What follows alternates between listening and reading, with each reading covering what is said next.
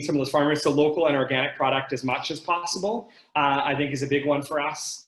And then another one would be, and this was part of, priming students through edible education is, we call it plant forward.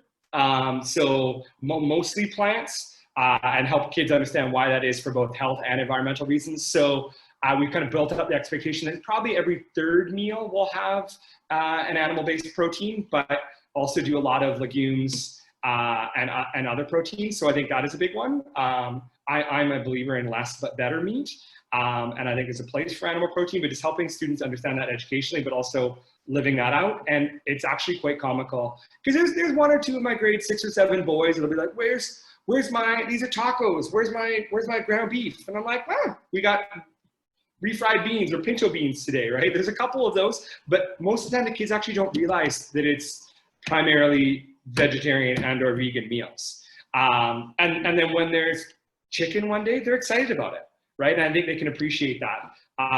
We've actually had some funny interactions with students where they were like, yeah, and there's even vegetarian options. And I'm like, I don't think they realize that most of it's vegetarian, right? Because it's tasty and it's foods maybe they're familiar with or not.